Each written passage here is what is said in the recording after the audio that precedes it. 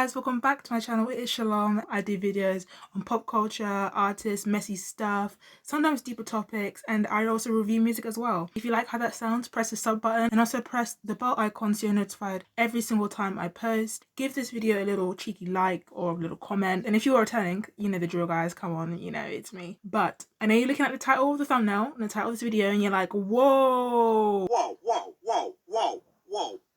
gonna get into it. Okay, I'm gonna get into it. I'm talking about Miss Dua Peep, okay, because her album came out literally yesterday. Got a lot to unpack here. Dua Peep hasn't released an album in a good couple of years. Last released her second album in 2020, which was Future Nostalgia, which, oh my gosh, that was such a reset. I don't care who you are. It came at the right time. It was a perfect style and transition for Dua Peep. I can't get over Future Nostalgia. So I did have a lot of high expectations for this album because I was like, Dua Peep, there's no way you're gonna beat this album with the bops that were in Future Nostalgia. The hits and the bops and the visuals, the performances. Her label are gonna have to put in the work if they want to outrank this album in my eyes, because this album was just too good. It was too good, and there were so many songs on the album that a lot of people didn't even know about, like Break My Heart, Boys Will Be Boys, Hallucinate, Love Again, Cool, Future Nostalgia, the song. There's so many other better songs, well, not better, but there's so many other great songs apart from Don't Start Now. Because if I say Future Nostalgia and you just say, oh, I like Don't Start Now, I'm gonna actually like get into a fit, because there's other songs on the album apart from Don't Start Now and Levitating. The cover art, because cover arts are just so important to me. I know some other people don't care, but I'm not gonna lie, the cover art is really great. It's really detailed, but I just don't understand why she's a mermaid. I don't get why she's okay, I don't know. I'm not gonna talk about the songs which came out before the album because we already know those and there's no point.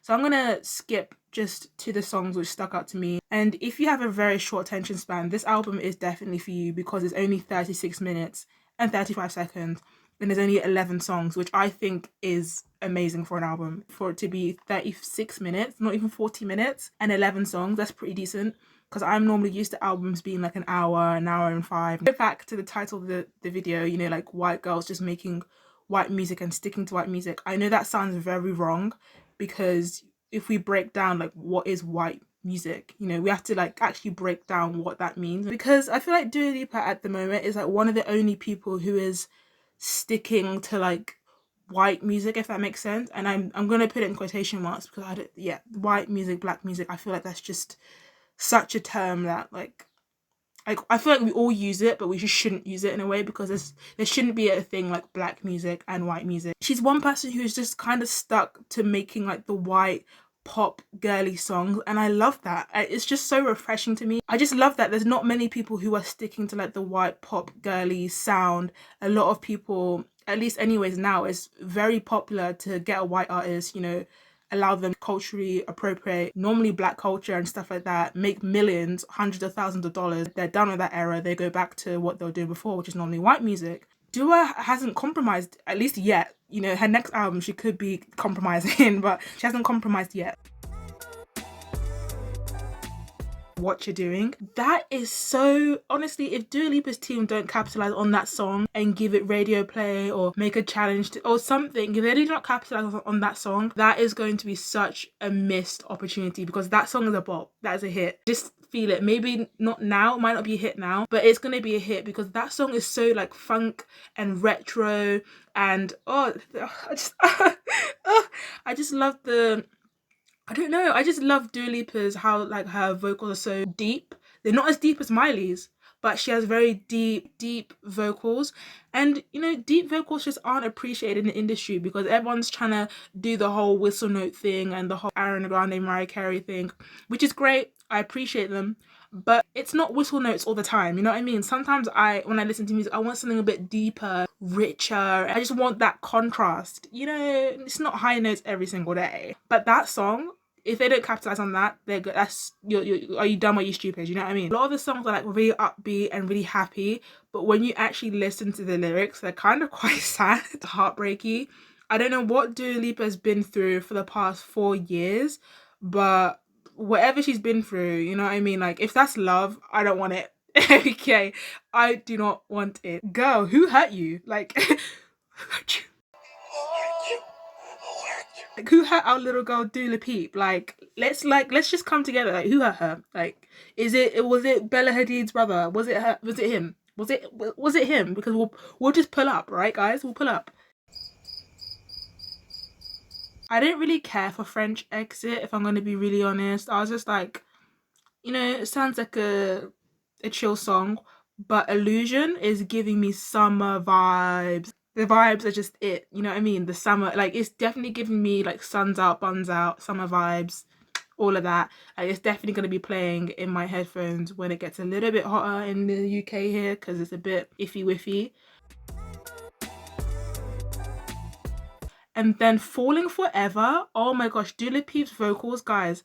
I've been waiting for years for Dula Peep to experiment a little bit more with her vocals, do something just a little bit more, because I know Dula Peep can sing. Stop playing with me, bro. Stop playing with me. People are always like, oh, she can't sing, she can't sing. I remember, was it in 2016, 2017, before she was very internationally popular, she did this EP of songs. It was a Sam Smith song, an Etta James song, and I think an Aretha Franklin song. And oh my gosh, she can sing. If you listen to that EP, I'll put it on the screen. But the way that she sung those songs, I was like, are you dumb or are you stupid? Because she can actually sing. So then when in like 2018 and she was doing the pencil sharpener dance, and people were like, oh, she's such a bad performer, she's such a bad singer. I was like, no guys, you don't know. She can actually sing. And I feel like Dula Peep's team should actually let her do something in like R&B or funk or something, because that EP is so freaking good. Like, the way she sang I'd Rather Go Blind by Etta James, that was like just amazing. I don't know why, but it's something about how deep her voice is that just sends me into like a oh, like, honestly, it was too good. But Falling Forever is what I've been waiting for to hear from Dula Peep. I'm hoping when Dula Peep performs this album that she's going to sing everything live, because I remember Houdini, there's this massive like high note thing towards the end of the song, and she performed it live and then she didn't even sing that high note. Like, that high note literally like makes the song, if you know what I mean. And she had like I think a backing track or pre-recorded something, I don't know, but I was just quite disappointed because I was just waiting to see her sing that live. So I'm hoping when she goes on tour or whatever, she sings Falling Forever live with no backing tracks, no vocals. And I hope for this era, like, she keeps it very minimal. I don't want to see Dula Peep dance. I just want to like hear her vocals. I want to hear them at like their full extent. I don't want to see her dancing too much like in the Future Nostalgia era. As much as I appreciate a lot of her music videos, I don't know, I just want this to be minimal. I want to hear vocals, I want to hear range, and that is what Falling Forever gives you. It gives you range, vocals, and chef's kiss for me. Like, she gave me what I've been needing, okay? And then Maria, okay, I was like, Maria, who is Maria? Whoever Maria is, then it's giving like Maria's giving like Becky with the good hair, but a watered down version, you know what I mean? That's what it's giving. I really like the song until there's like a verse and you hear this like really whistly recordery thing that's really irritating to me. Like, that really put me off. I was like, oh, I was actually liking this song, and then this squeaky recordery thing comes in and it's just overdone and it's really irritating. I'm not gonna lie. I ain't gonna lie. And Happy For You, I feel like Happy For You, there's like a bit too much going on with the instrumentation. Like, I was a bit like, whoa, like, whoa. The lyrics are really sweet. She's basically, just to cut it short if you don't want to actually listen to it, what Dula Peep is saying is she saw a picture of her ex with a girl, and she's basically saying the girl's really pretty and, oh, she's a model and I'm so happy for you, like, I wish you the best, basically. That's why the song was called Happy For You, which is really sweet. It's really nice to end off the album in that way. But I just didn't really care for it. I just felt like the instrumentation is just a bit too much at times. I was a bit like, whoa. I'm just hoping that Dua Lipa's team push Falling Forever and What You're Doing, because those two songs, guys, mark my words, in the next couple months, if there's a hit, you know, I said it first, okay? I said it flipping first. The only thing I actually want to pick a bone at is the colours for the album are blue and very pastel colours, you know, with the cover art being literally she's a mermaid. But then, okay, this is what grinds my gears a bit. And then for Houdini and, you know, all those performances of Houdini and stuff like that, I thought she's gonna go maybe like a darker route, because in Houdini she has the red hair and then she's wearing like black. Even in her Grammy performances, the lighting is like black and she's wearing like this black outfit and stuff like that, and red. So I thought she's gonna go maybe a darker route, but instead we got something which is completely different.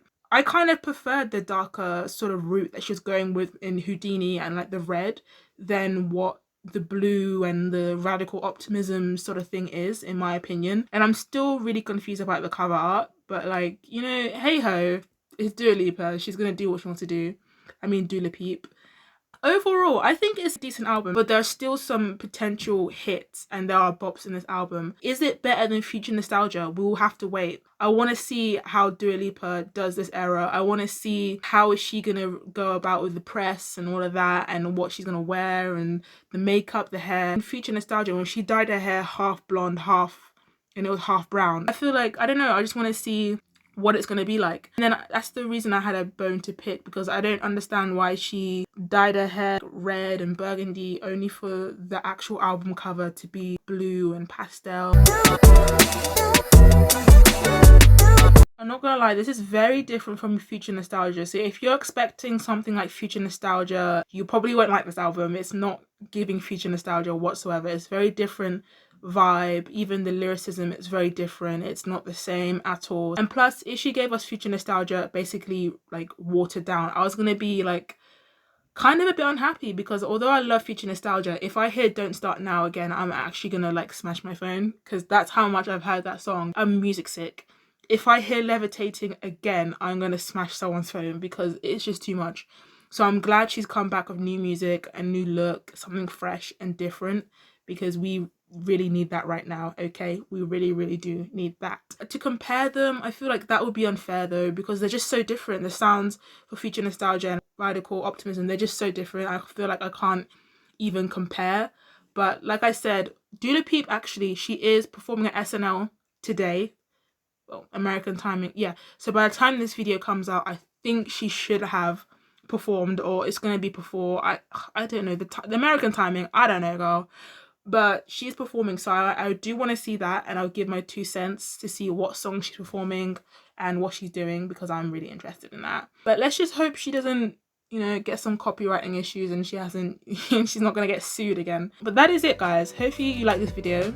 Like, comment, share, and subscribe. And yeah.